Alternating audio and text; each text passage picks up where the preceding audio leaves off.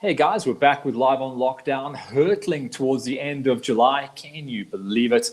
This is going on for almost 4 months of this deal. But no matter what, we said we were committed, and we are still committed to bringing you the best entertainment and getting up close and meeting a couple of the guys and girls that maybe you sometimes don't actually get to hear all about. You sometimes see them riding. Now we get to see them take their helmets off and get up close and personal. So Keenan Hammon, our next guest on Live on Lockdown. Keenan, you've been on the list for a long time. Sorry it's taken us so long to get to you. How are you doing, my bud?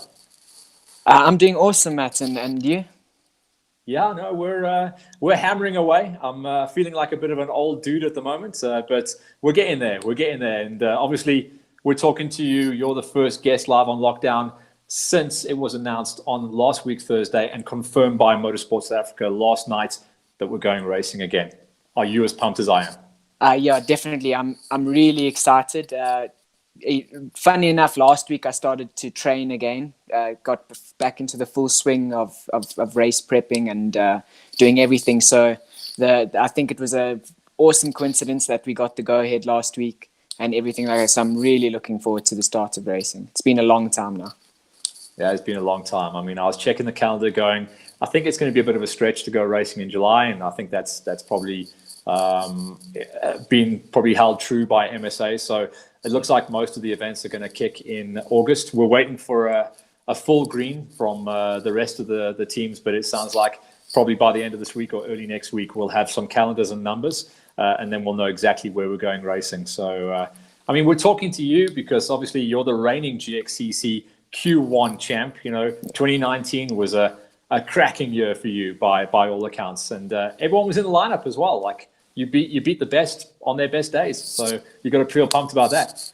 Yeah, last year was an awesome year for me. It really was an awesome year. Didn't have any hiccups, nothing. The bike ran perfectly. Fitness was there. The speed was there. It was probably one of my best years of racing, like consistency wise and everything. You had problems with that in the past as well. So I'm glad you said the word consistency, because Yeah. you were one of those riders that was just amazing as soon as you got onto that 450 Yami a few years back and got it dialed in. But when it wasn't a win, it was a crash. And you can see from the pictures that we've got posted up here, you have got what I would term a loose riding style. Yeah, definitely. I've been learning over the last couple of years that going out and just giving it 100% and falling is not how you win anything. Sometimes you need to sit back and just know when you're not going to be able to win and take the second, third place. And it's just how you keep yourself safe and consistent. Let's go back to the very beginning, Keenan, because you were kind enough to send us a couple of probably embarrassing pictures, but thanks for sending them anyway. You know, No, it was awesome. quads. It was quads from day one, wasn't it? Yeah, I think I got my first this Fisher Price quad bike here when I was about 13 or 14 months old, and I've never looked back. Always been riding them since then. Little bit of a Kawasaki flavor, I think, on the next one. Well, it's got Yeah. Kawasaki colors, put it that way. Yeah, they're awesome. These ones were the best. They had they only had two buttons. It had a picture of a tortoise and a hare on it, so you had to choose between, and it gave you the two different speeds that you could go. This bike here. So that's all that they had, but they were awesome. I'm sure I've seen a button like that on Gideon's bike. I can't remember now. Yeah. Yeah, dude. And then obviously this was your first real quad. Yeah, that where was you could my actually first go petrol. click in it. Yeah, first petrol quad. I think was a 110cc big boy bike. The first petrol bike that I ever rode.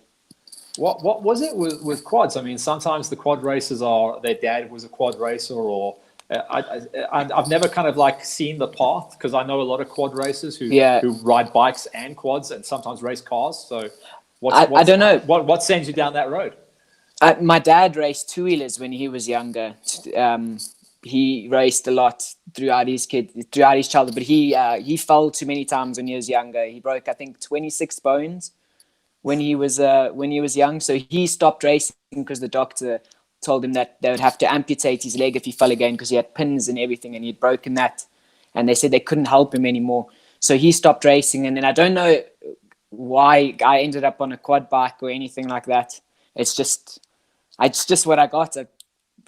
he's raced two-wheelers. Everyone else in the family's always been two-wheelers, but now I'm on a quad bike. I don't know why. Well, it works. Like, I've got nothing against it at all. It works. I know Yeah. Russell's been trying to put me on a quad for years, but I can barely ride a bike, so getting a quad done is just going to be the end of me, I think. Tell me about last year, because we'll start with some of the Farm Jam stuff. Farm Jam for you seems to be, you know, I do chat to you a lot of the races, and the crew are out there obviously filming you and taking pictures. And Farm Jam for you, you do seem to run good pace, and maybe it's one of those formats that you prefer, like being a shorter lap and sprinty, and maybe a little bit more technical as well. Yeah, my riding style, I really do enjoy the technical riding and stuff. And Farm Jam has a lot of rocks. It's very rough riding. It's a sprint race. It's almost 100% the whole time through the laps. So it really suits my style, the technical riding, and it's ultimately an awesome race to go do during the GXCCs and stuff like that. The footage that we're watching here is you racing round number 5. Funny enough, it was the last round that we started down at the bottom field, where we just headed it straight into those blind forests. Starts, as you've said to me a million times during interviews, starts isn't your big thing, but that day, oh man, it was probably one of your best, worst starts I've ever seen. Yeah, starts definitely aren't my forte or anything like that, but I don't know. I practice them when I go practice riding and stuff, and then race day comes. It's not I don't know. It's not nerves. I guess it's probably nerves, but just seem to stall out no matter what. Stalling all the time. I know a couple of the quaddies have all those little tricks up their sleeve, which used to be secrets. Now everyone knows the rubber bands and all that kind of stuff. So, have you got that going down, or no? Is it just I've never thumb to grip. I've never given it a try. I guess I should maybe give it a try, but you know, sometimes they don't work the best when they hook and then you do like a wheelie all the way back like that. That happened last year. What's now become known as the Brian Herbst. Yes, yeah. So I'm not sure if I should give it a try, because maybe that happens, but I'll see. I should actually give it a try in practice. That shot that we're watching now, that's at Farm Jam, and we were reviewing this before the interview. Just could not believe how much you have to hang on to that thing. You seem to get pinged around more than any of the other riders. Is that just because of your stature? I do think so. I'm definitely one of the smaller guys like that ride the bikes. I'm not muscular or anything. I'm a relatively skinny guy and stuff, but I like to think I'm in control majority of the time. It doesn't look it. Yeah, no, but I think majority of the time I think I'm a little bit in control. Over the last few years, we've seen quite a few of the brands. I mean, I'm trying to remember if you kind of appeared after or before or during the whole Brian Baragwanath and Durkee and Flippy Bart and all that, because those were the days when it was kind of Suzuki versus Yamaha versus Honda. And then in recent years, it's kind of only been, certainly in the Q1s, I would say it's been a Yamaha versus KTM in recent years. Yeah, definitely. When I started, I did my first national year in 2015. That's when Brian was still racing and stuff like that. All of those guys were still racing, I think, in 2015.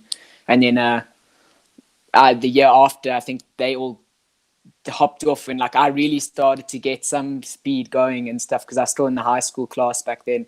So, things have changed now a lot. It's more the Yamahas and the Gideon, his crew with all his KTM stuff. So that's just how it's turned out now. That shot that we've got there, I'm glad Ivan picked up on that. That's you, youngest ever quad on a podium. I don't know if that was a win, but definitely on a podium. Yeah, no, I think that's so. I think that looks like the top there. I think so. Yeah. Those were back in the days. You can see the SACC in the background there, meaning that was those years where it was. I think Lawrence was laying out the tracks back then.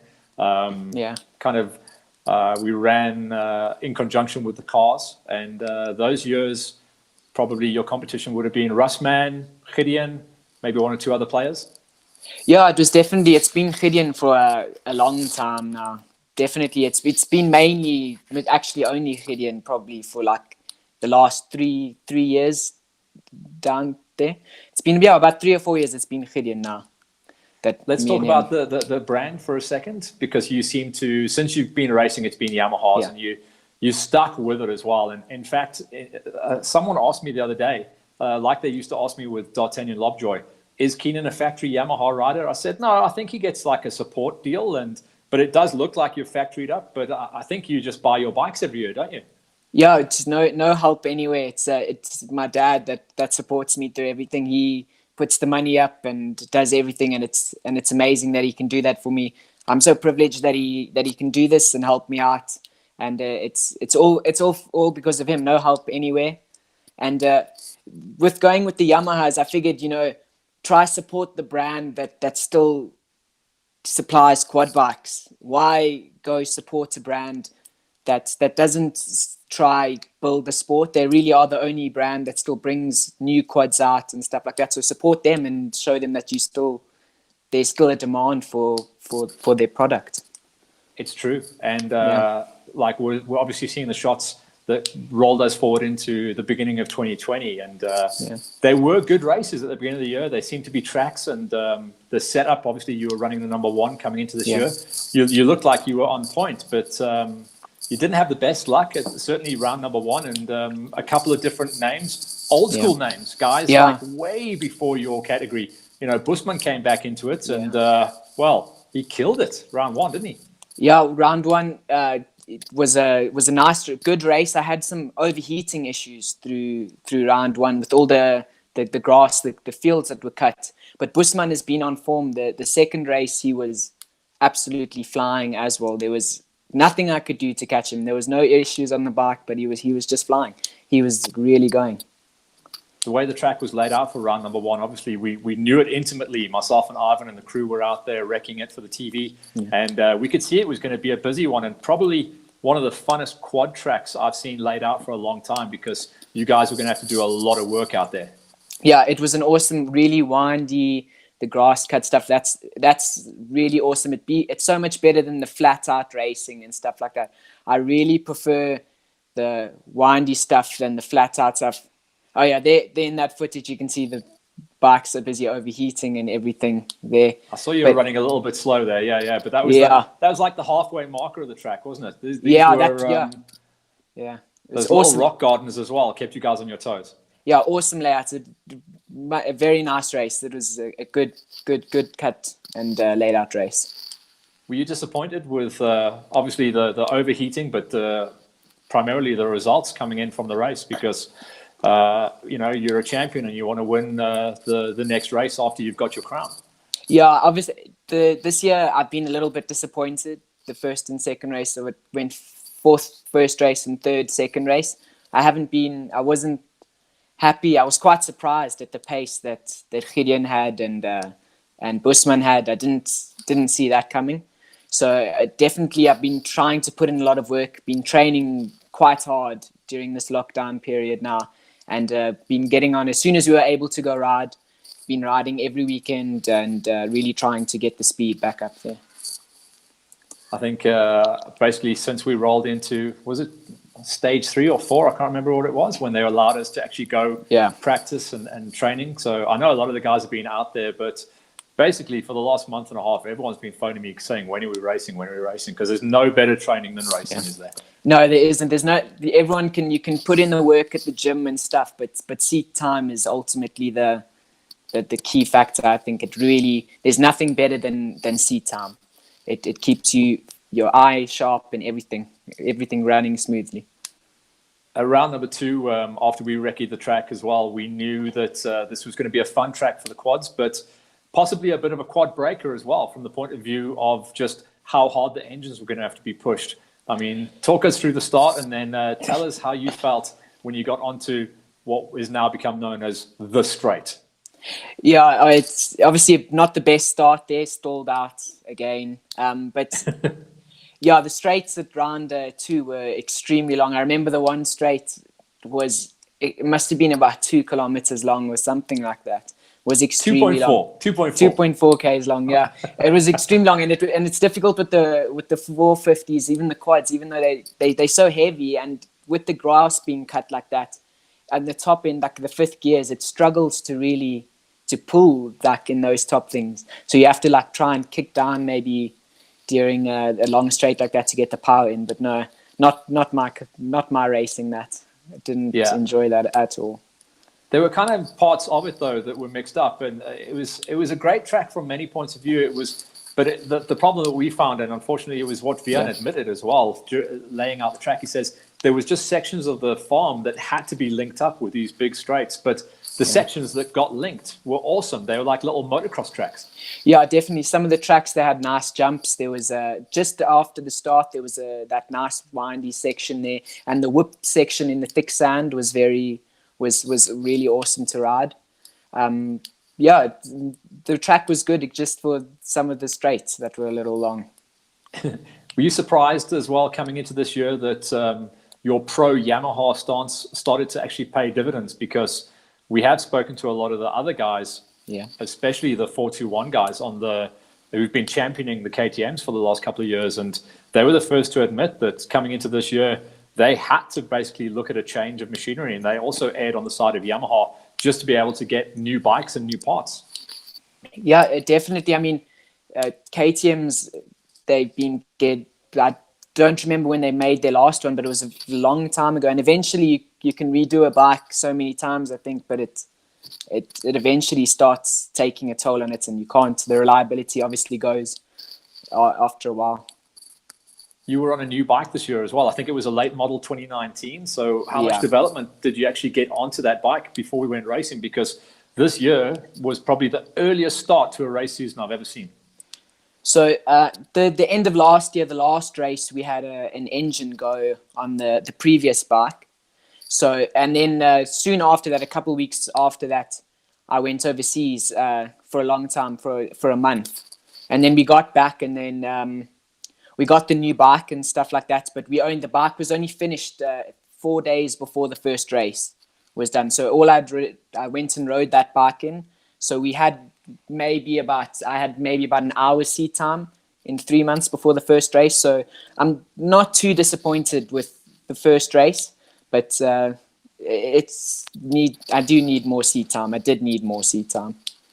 I guess you had some good settings on the bike from 2019, obviously. So did you just literally rip the corners off and stick it on? Yeah, definitely. The shocks were awesome from last year. So they just went off the old bike, bolted onto the new bike, and majority of the parts just went bolted off the old bike onto the new bike. We're checking out your dad there, and it's good that we've got that shot there, because it's just been you and the old man the whole time. I know mom comes in every now and again, but just you and the dad, hey? That's been the crew for the last, feels like the last 5 years. Yeah, it's always been that, just us always. It's no one else, and it's been awesome. It's like a fun family thing to do on the weekend, you know. So I live obviously in Rosebank for varsity and stuff like that, and I've always lived with my mom, so it's like a nice thing to go do on the weekends. It's like an awesome thing that we always bond over, because we're both passionate about motorsports racing, and it's always been something we've done. So it's something awesome to bond over. What's your thoughts going forward for the rest of the season then? Because obviously, like we say, you're the first guy that we've spoken to since the big announcement that we're going to go racing. There are 2 GXCCs listed on the calendar, but there are talks of them trying to extend it to 4 to obviously call it a championship. But okay. You're not in too bad a nick. I know Gideon's coming off 2 seconds, Busman's on 2 wins, and you're on a 3rd and a 4th. So the numbers are still good. Yeah, I'm really looking forward to go racing again. It's going to be awesome. I mean, a 3rd and a 4th isn't too bad. I mean, some bad luck can always happen to the top guys. You know, it's consistency, and so I mean, all I can do is go out in the race and do the best as I can, and that's all you can do, is go try your best, and whatever happens, happens. If I don't win, as long as I know I gave everything that I could. Let's just talk about quads in the country for a second. I've been very happy to see the last 3 years where we've seen the numbers kind of coming up on the quads. But for some reason, I'm talking pre-lockdown here, for some reason, 2020, we lost quite a few dudes off the line. And quads, all of a sudden, you know, you lose 1 or 2 guys and you can feel it straight away. Yeah, it's really sad that there's not that many people that race quads, but it's just, really expensive and they break so easily. Quad bikes just seem to tear themselves apart every single time you go ride. Something breaks on a quad bike, and it's just so expensive. The parts are hard to get hold of. It's sad that people aren't racing anymore. But if you just you can't, I guess. Yeah, I hear you. And I don't know if you saw last week's show where we chatted to the Kentucky kid, Louis Roos, an Afrikaans American who did make me laugh. He really did. Did you check out what they do over in the GNCCs? You know, we were talking off camera about the starting procedure at most of our SA races where it's engine running, bike in neutral, hands on heads. Well, over there, it's a dead start. And I'm kind of turned on by that. I think that's kind of the way to go. Definitely, I've been a huge fan of the GNCC racing. I've watched all of them for the last couple of years. I do like the dead start scenario. It's something new. We've been doing the hands on the head start now for a couple of years now. It will be nice to do a change up, something different. To maybe I get some better luck on the start then, without stalling out the whole time. So I'm all for it if we can change it up a bit. And then what about the future of your racing? You know, I speak to a lot of the two-wheeler guys, and there is a format that they follow. They want to win the GXCC, they want to win the national championship, and then they either, like Brad Cox, want to go race the GNCCs and try for a US title, or they go like down the Ross and Kenny format and they go Dakar racing. What does the future hold for you? Because obviously you're one of the younger quad racers, and you've still got a long way to go in your career. Yeah, I've given it a thought. Me and my dad have always spoken about doing the Dakar for a couple of years or something. I mean, but that's something I would need to really prep for because I can't work on a bike at all. And there's something you really need to know. So that would be in like many, many years to come. But I mean, GNCC racing would be awesome to do. I think I would love to see how we go, how we compare to them. Those guys are really fast, but I think I could give a little challenge there if I really gave a challenge. Yeah, the SA guys have got that aggressive style, and I think that really translates to the US. But what about the unknown factor? Obviously, you've got a connection in the UK as well. You know, I've got history in the UK. You've got history in the UK. But there is quad racing in the UK, but it's more based around, I would say, a little bit more motocrossy than anything else. Yeah, I'm nervous about that. I've never been a motocross guy. The only motocross racing I did was when Aurora ran the three race format where they did the flat track, then the motocross track and the enduro race, and that's the only motocross racing I've ever done. So I would need to do a lot of practicing on something like that to even go give it a try. I'm hearing you, dude, but you've definitely got the skills to make it happen. So can't wait to be out there in the fields and hanging with you guys and going racing again. But I think we'll draw it to a line there. And as we get ourselves ready, Keenan, I'm going to throw the mic to you. Is there anyone you'd like to thank while you're on the line here and give a big up to?